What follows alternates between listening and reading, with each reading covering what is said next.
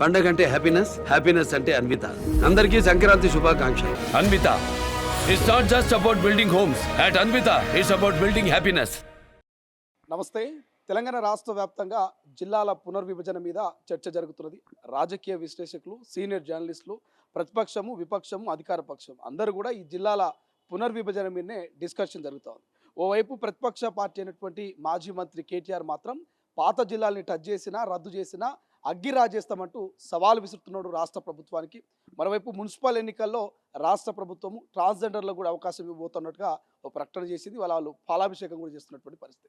ఇక అన్ని అంశాల గురించి మాట్లాడదాం. ఎంపీడీసీ, జెడ్పీడీసీ ఎన్నికలు జరగయా, జిల్లాల పునర్విభజన కంటే ముందుంటాయా లేకపోతే ఆ తర్వాత ఉంటాయా, వీటన్నిటి గురించి డిస్కస్ చేద్దాం. కాంగ్రెస్ పార్టీ సీనియర్ నేత ఇందిరా శోభన్ గారు ప్రస్తుతం మనతో పాటున్నారు. సో ప్రధానంగా జిల్లాల పునర్విభజన అంశం తెర మీదకి రాగానే, ముఖ్యమంత్రి ఆ ప్రకటన చేయగానే కేటీఆర్ గారు మహబూబ్ నగర్ అనుకుంటా ఆ ప్రాంతంలో ఆయన చెప్తా ఉన్నాడు, అగ్గి రాజేస్తాం మొత్తం రాష్ట్ర వ్యాప్తంగా అంటూ ఆయన ఒక హెచ్చరిక జారీ చేశాడు. ఏం చెప్తారు? ఈ జిల్లా పునర్విభజన ఎవరికి లాభం, ఎవరికి నష్టం? సో ఉమ్మడి ఆంధ్రప్రదేశ్ 23 జిల్లాలతో ఉంటే తెలంగాణ వచ్చిన తర్వాత ఒక 10 జిల్లాల తెలంగాణని 30 తెరలుగా 32 జిల్లాలుగా చేస్తున్నారు. సో ఈ అలా చేసినటువంటి నిర్ణయాల పట్ల ఎవరైనా ఉండొచ్చు, పాలసీ మేకింగ్ చేసినప్పుడు డెఫినెట్గా దానికి ఒక క్రైటీరియా ఉండాలి. సో కేసీఆర్ గారు ఎలాంటి క్రైటీరియా, అది భౌగోళికంగా దానికి ఒక క్రైటీరియా తీసుకున్నారా, జనాభా ప్రాతిపాదికన మీరు క్రైటీరియా తీసుకున్నారా, లేదు అక్కడ ఉన్నటువంటి ఆర్థిక స్థితిగతులను బట్టి మీరు క్రైటీరియా తీసుకున్నారా, అసలు ఏమంటారు జిల్లాని విభజించినప్పుడు ఆ బౌండరీస్ ఎట్లా చేశారన్న దానికి ఎలాంటి క్రైటీరియా లేకుండా ఏమంటారు పల్లి బఠానీలు పంచిపెట్టినట్టుగా ఎవరు అడిగితే వాళ్ళకి చిన్నది ఒక్క నియోజకవర్గాన్ని ఒక జిల్లా చేసిన దాఖలాలు ఉన్నాయి. సో అతి తక్కువ జనాభా ఉన్నటువంటి చిన్న నియోజకవర్గాన్ని కూడా జిల్లా చేసిన దాఖలాలు ఉన్నాయి. ఎవరు ధర్నా చేసిన నియోజకవర్గం ఒక జిల్లాగా ప్రకటించినారు. అది కాదు కదా ప్రభుత్వం అంటే. బాధ్యత ఉండాలి. పాలసీ మేకింగ్ అనేది చాలా ఇంపార్టెంట్. ఎవరైనా ఉండని, ఏ ప్రభుత్వమైనా ఉండని, వాళ్ళు చేసిన తర్వాత ఆ నిర్ణయాలు ప్రజలు హర్షించే విధంగా ఉండాలి. అది వదిలేసి కేసీఆర్ చేసిన తుగ్లక పనిని ఇవాళ రేవంత్ రెడ్డి గారు సరిచేయాలనుకుంటున్నారు. అది తప్పేలా అవుతుంది?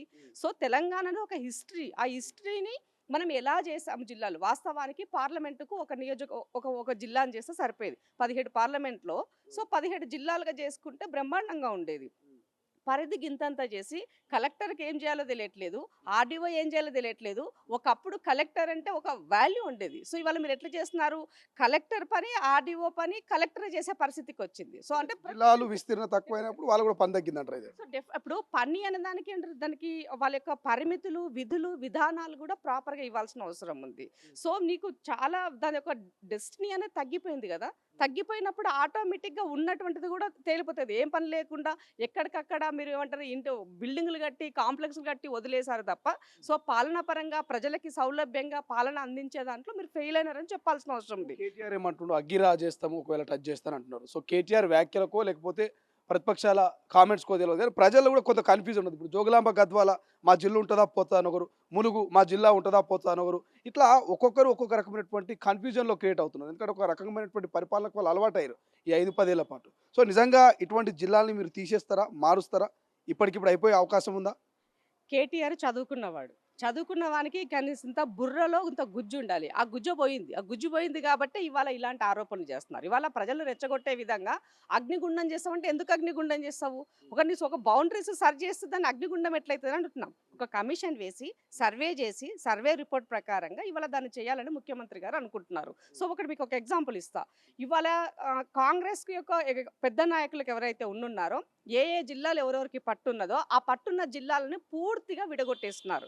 సో విడగొట్టేసి ఏం చేశారు, బలహీనంగా నాయకుడిని బలహీనత చేయడం కోసము వాళ్ళకి నచ్చినట్టుగా ఒక మండలం, ఒక జిల్లాలో 7 మండలాలు, ఒక జిల్లాలో 10 మండలాలు, ఒక జిల్లాలో 11 మండలాలు, ఒక జిల్లాలో 3 మండలాలు, ఇంత దరిద్రంగా మీరు జిల్లాలను చేసినప్పుడు మరి ఇది ఏ క్రైటీరియా చేస్తున్నా అడుగుతున్నా. ఫర్ ఎగ్జాంపుల్ హరీష్ రావు ఉన్నారు. హరీష్ రావు తన ఆధిపత్యం కోసము సిద్దిపేట జిల్లా చేశారు. సిద్దిపేట జిల్లాలో ఇంత వరంగల్ ఉంటుంది, ఇంత ఉస్నాబాద్ ఉంటుంది, ఇంత కరీంనగర్ ఉంటుంది. అది జిల్లానా?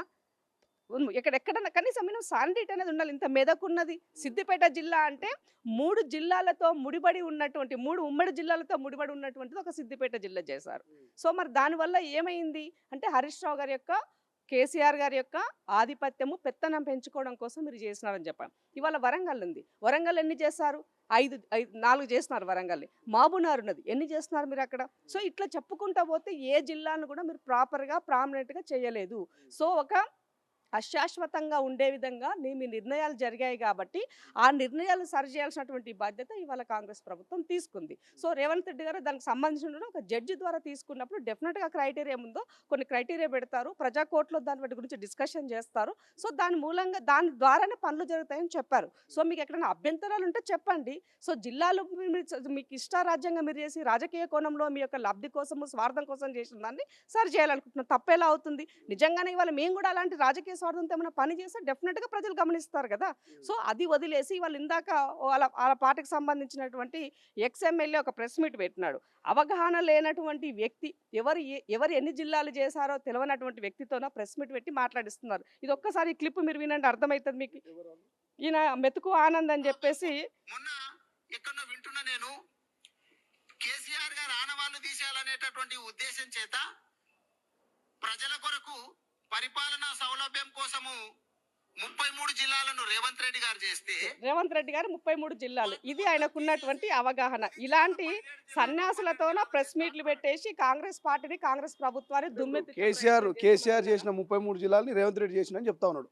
అదే చెప్తున్నాడు. వాళ్ళ సార్ చేసిన తప్పుని రేవంత్ రెడ్డి గారు 32 జిల్లాలు చేసిండని చెప్పేసి ఇలాంటి ఏమంటారు బుర్ర లేనటువంటి సన్యాసులతోన ప్రెస్ మీట్ పెట్టిస్తే కేసీఆర్ గారా రేవంత్ రెడ్డి గారు ఎవరో తెలుసుకున్నటువంటి అధ్వానంలో అజ్ఞానంలో గత బీఆర్ఎస్ అంటే వాళ్ళకి దాచుకొని తెలుసు తప్ప సబ్జెక్టు పరంగా ప్రజలకి ఎవరు ఏం చేశారు అనేది కూడా అవగాహన లేమి ఉన్నటువంటి ఇలాంటి వాళ్ళు లీడర్లా నడుస్తున్నారు. మీరా మమ్మల్ని ప్రశ్నించేది? మీరా రేవంత్ రెడ్డి గారి గురించి మాట్లాడేది?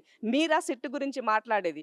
మీరా ఇవాళ జరిగినటువంటి సంఘటనల పట్ల ఇంత సాటపడి లిస్టు చెప్పినాడు ఇవాళ ఆయన మెతుకు ఆనంద్ గారు. ఇదా మీరు మాట్లాడేది? కాబట్టి సబ్జెక్టు తోటి అవగాహనతోటి ఒక ఎమ్మెల్యేగా అయినటువంటి మీరు గతంలో పనిచేసిన అవగాహనతోన ఒక ఎడ్యుకేటెడ్, ఐ థింక్ ఈయన డాక్టర్ అనుకుంటాను. సో ఒక డాక్టర్ అయ్యుండి కూడా మరి పేషెంట్లకు ఏం ట్రీట్మెంట్ చేశారో ప్రజలు కూడా ఆలోచించుకోవాల్సినటువంటి అవసరం ఉండేది. కాబట్టి కేసీఆర్ గారు మీరు ఇట్లాగే ఫామ్ హౌస్లోనే ఉంటే ఇలాంటి వాళ్ళందరినీ తీసుకొచ్చి గాంధీ ఏమంటారు మీ ప్రజాభవన్లో ప్రెస్ మీట్ పెట్టించి మీ తెలంగాణ భవన్లో రాష్ట్రం యొక్క ప్రజల యొక్క పరువు మీ పార్టీ గల్లంతగానికే ఇలాంటి వాళ్ళు ఒక్కరు చాలని తెలియజేస్తున్నాయి సందర్భంగా. మున్సిపల్ ఎన్నికలకు సంబంధించి ఏం చెప్తారు? ఓవైపు బీసీలంతా కూడా ఎంపీటీసీ జెడ్పీటీసీ ఎన్నికల్లో మాకు 42% రిజర్వేషన్ అమలు కావాలని ధర్నాలు దీక్షలు చేస్తూ ఉన్నారు. బట్ ఇప్పుడు మాత్రము జిల్లాల పునర్విభజన తెర మీదకి వచ్చింది. పునర్విభజన తర్వాత ఎంపీటీసీ జెడ్పీటీసీ ఎన్నికలు ఉండే అవకాశం ఉందా? అంతకు ముందే ఉండే అవకాశం ఉంది? ఒక బీసీ బిడ్డగా మీరేం చెప్తారు? సో వాస్తవానికి ఎంపీటీసీ జెడ్పీటీసీ అనేదానికి రిజర్వేషన్లు 42% కాంగ్రెస్ ప్రభుత్వం వస్తే చేస్తామని చెప్పాం కాబట్టి రిజర్వేషన్కి సంబంధించిన అంశం కోర్టులో ఉన్నది, కోర్టు పరిధిలో ఉన్నది. అది తేలిన తర్వాత ఎలా వెళ్ళాలి అనే దానికోసం చర్చ చేసి వెళ్దామని చెప్పేసి ముఖ్యమంత్రి గారు చెప్పడం జరిగింది. సో ఇవాళ జిల్లాలు కూడా పునర్విభజన జరిగినప్పుడు ఆటోమేటిక్గా అంటారు ఎంపీపీ లైన్ వచ్చు, అలాగే తర్వాత జెడ్పీ చైర్మన్ లైన్ వచ్చు, అది కూడా మారుతుంది కదా ఆటోమేటిక్గా. సో కాబట్టి డెఫినెట్గా ఒక ఆలోచన విధానం ప్రభుత్వానికి, ఒక మంచి ఆలోచన విధానం ప్రభుత్వానికి ఉంది కాబట్టి ఆ దిశగా అడుగులు పడతాయి అనేసి చెప్పదాన్ని బట్టి చూస్తే జిల్లాల పునర్విభజన తర్వాతనే ఎన్నికలు ఉండొచ్చేమో అనిపిస్తుంది నాకైతే. పునర్విభజనకి అదే చెప్తున్నప్పుడు రెండింటికి మనకి ముడిపడి ఉండింది. సో రిజర్వేషన్ ముడిపడి ఉంది. సో అది ఏ టైం అవుతుందో ఎప్పుడు అవుతుందో కూడా తెలియనటువంటి అంశం ఉంది. రెండవది దీనికి సంబంధించినటువంటి జిల్లాలు అంటే దానికి లోకల్ స్థానికతకు సంబంధించినటువంటి అంశాలు కాబట్టి డెఫినెట్గా రెండింటికి కనెక్టివిటీ ఉంటుందని మాత్రం చెప్పగలను. మూడో విషయం ఏంటి అని అంటే మాకు రిజర్వేషన్లు ఇంపార్టెంట్ అన్నది పదే మేము తెలియజేస్తున్నాం. సో మా కోటా మా వాటా మాకు చాలా ఇంపార్టెంట్, అది తేలాల్సినటువంటి అవసరం ఉందని కూడా చెప్పడం జరిగింది. సో మన సర్పంచ్ ఎలక్షన్లు జరిగినప్పుడు కూడా చాలామంది చాలాసార్లు మాట్లాడినారు, సంఘాలు కూడా చెప్పున్నాయి. బట్ సర్పంచ్ ఎన్నికలు మనం ఇంకా డిలే చేసినట్లయితే కేంద్రం నుంచి రావాల్సినటువంటి నిధుల పట్ల మనకి ఇబ్బంది కలిగే అవసరం ఉంది. నిన్ననే పంచాయతీరాజ్ శాఖ కూడా కేంద్ర నిధులకు సంబంధించి కూడా ఒక క్లియరెన్స్ కూడా ఇవ్వడం జరిగింది. సో త్వరలోనే మనకి కేంద్రం నుంచి రావాల్సినటువంటి 3,000 కోట్ల రూపాయలు కూడా జమ కాబోతున్నాయి. గ్రామాలు రేపు అంటే పరిపాలన పరంగా బ్రహ్మాండంగా పనిచేసుకోవడానికి అవకాశం ఉంటుంది. మున్సిపల్ ఎన్నికలకు సంబంధించి 117 మున్సిపల్ కావచ్చు, 6 కార్పొరేషన్, వీటన్నిటిలో కూడా రాష్ట్ర వ్యాప్తంగా నోటిఫికేషన్ రాబోతుంది. రంగంలోకి దిగబోతున్నారు అభ్యర్థులు. ఫస్ట్ టైం ట్రాన్స్జెండర్స్కి అవకాశం ఇవ్వడం, సో మీరు ఎట్లా చూస్తున్నారు?